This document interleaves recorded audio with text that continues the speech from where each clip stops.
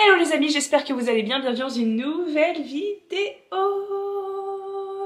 Aujourd'hui, première vidéo philo de ma chaîne, il était temps que je me lance. Je vous avais promis une vidéo philo qui serait, enfin j'ai mis une story sur Instagram d'une vidéo philo qui serait sur la science et la religion. Mais je n'ai toujours pas fini ce satané cours sur la science et la religion. Ne posez pas de questions. Ne posez pas de questions de pourquoi ça n'avance pas. Vous avez les réponses si vous regardez régulièrement mes vidéos. Donc je me lance dans les vidéos philo, on verra à quelle récurrence j'arrive à les tenir. Je pense que pour finalement décrocher un jour ce CAPES, c'est une bonne idée parce que ça me permet à chaque fois que j'apprends théorie sur un auteur, etc., que je trouve intéressante, de la verbaliser, de vous la présenter. Moi, ça m'apporte un bénéfice et je pense que vous, ça peut vous apporter un bénéfice, que vous soyez candidat au CAPES ou étudiant en philosophie ou intéressé par la philo, ou que vous soyez futur bachelier, ça peut vraiment être très pratique. Donc voilà, donc petite vidéo, le but évidemment c'est pas que ça me prenne un temps monstrueux, donc ce ne sera pas des vidéos très montées, etc. Mais je pense que je suis capable de vulgariser de manière assez claire des théories philosophiques que j'apprécie et qui me seront extrêmement utiles à moi et à vous. En tout cas, vous me jugerez dans les commentaires. Et n'hésitez pas, voilà, à interagir. Je tiens à dire que je reste à un niveau de vulgarisation assez précis, mais un niveau de vulgarisation quand même. C'est-à-dire que n'attendez pas de moi que j'ai la connaissance de l'auteur comme si j'en faisais une thèse. Hein. Il y a encore des gens dans les commentaires qui vont me dire mais c'est pas ça, gna gna gna gna gna gna, tel commentaire a dit gna gna gna, sur des points de détail mini. Je peux pas avoir une connaissance intégrale, on va dire, et exhaustive de tous les auteurs. Et aujourd'hui, donc j'aimerais vous parler d'un auteur qui est trop mal connu et qui pourtant est au programme du CAPES et donc au programme du bac, hein, puisque le programme du CAPES est similaire au programme du bac. Hein. Ce que vous devez savoir pour le CAPES, c'est la même chose que ce que doivent savoir les élèves pour le bac. Un niveau un petit peu plus élevé, évidemment. Un auteur qui est très mal connu et qui pourtant vraiment a de grands mérites et qui en plus est pluridisciplinaire. Je sais que j'ai des élèves qui le voient en EGGSP, qui est l'option d'histoire, sciences politiques au lycée. Et donc un auteur qui est pluridisciplinaire, qui est transdisciplinaire et qui est trop mal connu, je pense, et pourtant qui est très accessible, c'est Tocqueville. Tocqueville, c'est un auteur que j'adore et en fait on le voit surtout en philosophie politique à la fac, mais on le voit pas du tout en philosophie générale, etc. Je pense que je suis une des rares personnes à connaître un petit peu Tocqueville avec mes copains qui ont fait de la philosophie politique avec moi dans le même master, parce qu'en fait il est très mal connu alors qu'il est très simple d'accès et à chaque fois que j'utilise Tocqueville dans mes copies, ça fait un grand effet. Il y a une copie où j'ai eu 13/15 sur l'autorité et j'ai utilisé Tocqueville et la commentatrice est en mode ah super référence, etc. parce qu'en fait je pense que c'est des références qui sont peu utilisées et c'est bien quand même dans les copies d'avoir et des références très classiques très bien maîtrisées et des références un petit peu moins orthodoxes si j'ose dire, bien que Tocqueville reste un auteur au programme du bac, hein. On parle pas de quelque chose de très exotique. Donc je vais essayer de vous parler de tout ça de tête parce qu'en fait je vais vous parler de cours que j'ai eu en M1, M2 et que je relis depuis 3 ans. J'ai mon cours en dessous mais bon c'est très désordonné parce que déjà c'est un très bon entraînement de faire ça de tête, notamment pour l'oral du CAPES. Commençons par Tocqueville. Donc Tocqueville, ce qui est intéressant c'est que ça intervient après la Révolution française, donc dans les années, son prime on va dire, c'est entre 1930 et 1950 quoi. 1935 il publie le premier tome de la démocratie en Amérique. J'ai les 2 tomes, je savais qu'ils étaient quelque part. Donc en 1935 il publie le premier tome de la démocratie en Amérique et après il publie en 1940 le second tome qui est le plus célèbre en tout cas philosophiquement. Voilà donc les 2 tomes. Bon je suis pas sûre que Tocqueville ce soit quelque chose qu'il faille lire comme ça de but en blanc parce que ça reste costaud. À la rigueur le tome 2 pourquoi pas parce qu'il y a des choses très intéressantes mais je pense surtout que c'est un auteur qu'il faut cibler sur certains points plutôt que s'amuser à tout lire quoi. Il y a des choses intéressantes mais il y a surtout beaucoup de choses qui sont un peu futiles en tout cas pragmatiquement dans la visée des concours ou dans la visée du baccalauréat. Et ce qu'il faut savoir donc c'est que on est après la Révolution française donc l'horizon politique on va dire en France c'est quand même l'horizon de la démocratie, en tout cas on essaye d'y tendre même si c'est compliqué. Donc là on est sous le régime de Louis-Philippe, monarchie de Juillet, etc. Et ce qu'il faut savoir de Tocqueville c'est que bien qu'il ait écrit sur la démocratie en Amérique, on va revenir, c'est un aristocrate. Donc on pourrait attendre de lui, vu que c'est un aristocrate, qu'il soit pas en faveur de la démocratie, que ce soit même un fervent adversaire de la démocratie, mais tout au contraire, bien qu'étant aristocrate, il n'est pas en faveur d'un retour à la monarchie, ni constitutionnelle, ni absolue. Voilà, il admet le fait que l'horizon politique de la France et du monde dans son intégralité, c'est la démocratie. Donc le premier point, c'est que donc Tocqueville, c'est un aristocrate, mais un aristocrate, si je puis dire, déconstruit. C'est-à-dire qu'il a compris que les privilèges de l'aristocratie ont leurs limites et qu'il faut accepter la démocratie. Et d'ailleurs, si j'ose dire qu'il est déconstruit, c'est parce qu'il s'est marié à une roturière, donc quelqu'un qui n'a pas de titre. Et donc pour l'époque, c'est un petit peu subversif, si j'ose dire. Ça montre vraiment qu'il ne cherche pas à rétablir à tout tout prix les privilèges de l'aristocratie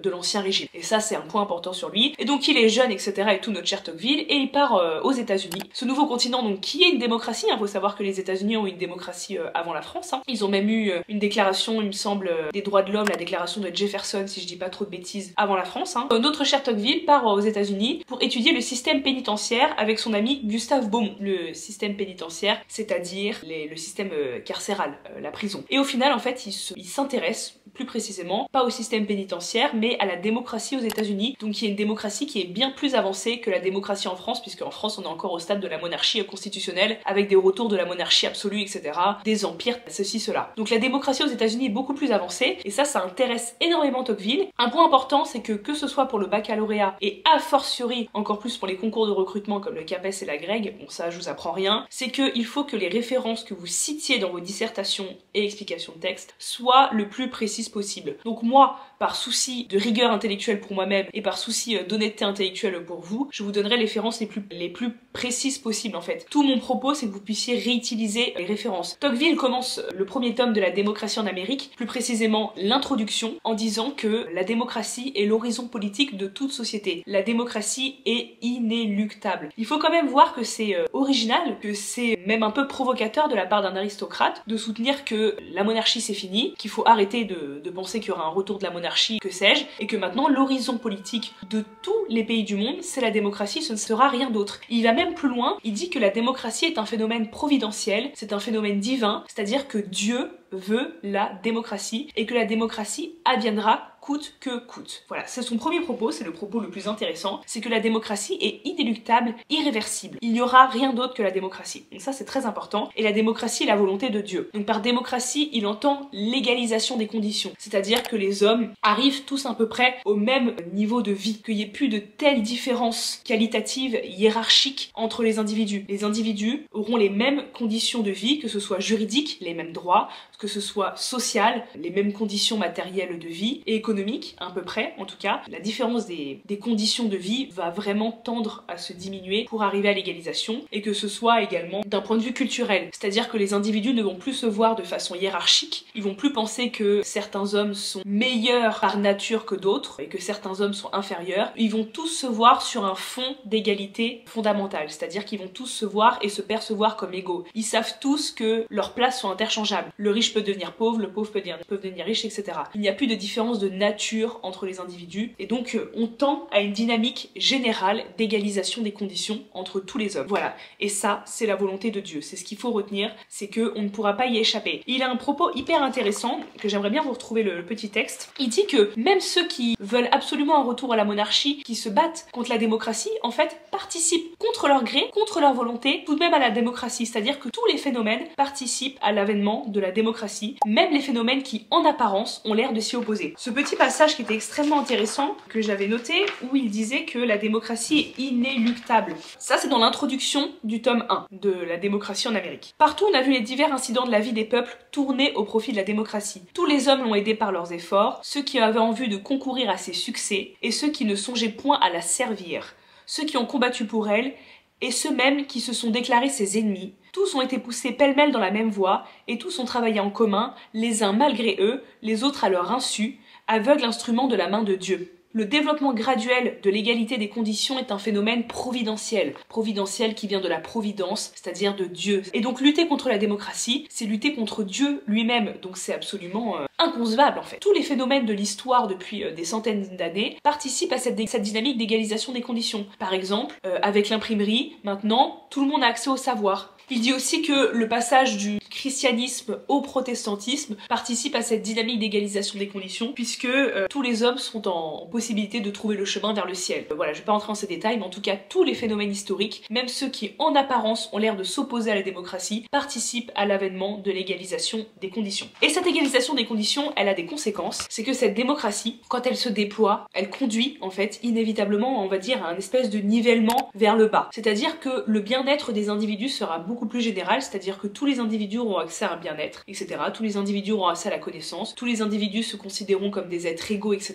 Et ça a pour cette séquence de rendre, on va dire, le monde moderne médiocre. Tocqueville le dit, en fait, la démocratie c'est le régime un peu de la médiocrité. C'est ce que dit Nietzsche, mais de manière beaucoup plus abrupte, réactionnaire, parce que Tocqueville ne s'oppose pas à la démocratie. Tocqueville dit, dans la démocratie il y a des avantages et des désavantages, et je vais vous les lister. Et il dit, le problème de la démocratie c'est que c'est un régime de médiocrité. C'est-à-dire que vu que les conditions s'égalisent entre les hommes, et on n'a plus de grands hommes, on n'a plus de grands aristocrates, on n'a plus d'hommes glorieux, d'hommes brillants, on n'a plus d'hommes forts, d'hommes qui symbolisent le pouvoir, etc. L'égalisation des conditions conduit à un espèce de nivellement vers le bas. Et donc la démocratie, c'est le régime en quelque sorte de la médiocrité. Mais pour Tocqueville, c'est pas grave, parce que c'est la volonté de Dieu en fait. Puisqu'il sait que la démocratie est inévitable, mais c'est aussi que la démocratie, c'est un régime qui est beaucoup moins noble, qui est beaucoup moins prestigieux, puisqu'il n'y a plus de grands hommes. Vu que les hommes s'égalisent, vu qu'on peut plus hiérarchiser, il n'y a plus de grands hommes, il n'y a plus de grandes figures. Et ça, voilà, c'est un des problèmes de la démocratie, c'est sa médiocrité. Tocqueville dit tout simplement que certes, il y aura moins de misère dans une démocratie, que le bien-être sera beaucoup plus général, il y aura aussi beaucoup moins d'éclat, tout simplement. Alors, ce qu'il dit aussi, et qui est très intéressant, c'est que, puisqu'il étudie la démocratie aux États-Unis, il cherche à en montrer les périls. C'est-à-dire que même s'il sait que la démocratie est inéluctable, il sait aussi qu'elle a beaucoup de défauts, comme cette médiocrité, et que pour prémunir ces défauts, en France, quand la démocratie va advenir, il faut les lister, il faut les pointer du doigt. Donc lui, il va pointer du doigt les défauts de la démocratie, pour qu'en France, on soit capable de s'en prémunir, en fait. Défauts qu'il observe aux États-Unis. Parmi les défauts de la démocratie, il y a le fait que la démocratie conduise à l'individualisme. Le problème de la démocratie, c'est que les individus vont se réfugier dans la sphère privée. Ils vont quitter la sphère publique, la sphère du commun,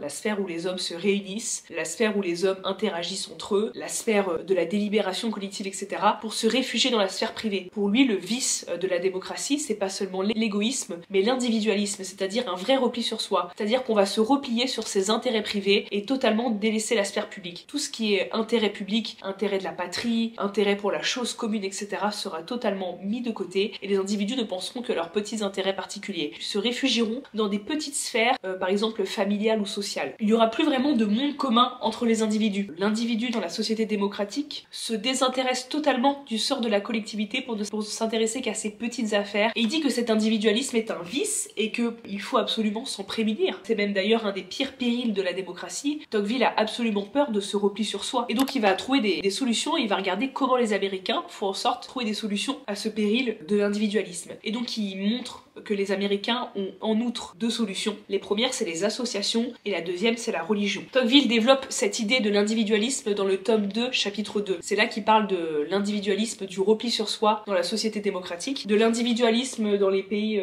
démocratiques. Il explique, donc pour prémunir de cet individualisme, il faut que les Français, à l'image des Américains, créent des associations. En fait, il admire énormément chez les Américains le fait que les Américains s'associent pour tout, c'est-à-dire faire des associations, c'est-à-dire faire des espèces de petits clubs, si je parle vulgairement, où les Américains partagent leur passion. Les Américains font des clubs pour tout. Ils font des clubs de jeux de société, ils font des clubs de chasse, ils font des clubs politiques, ils font des clubs sportifs, etc.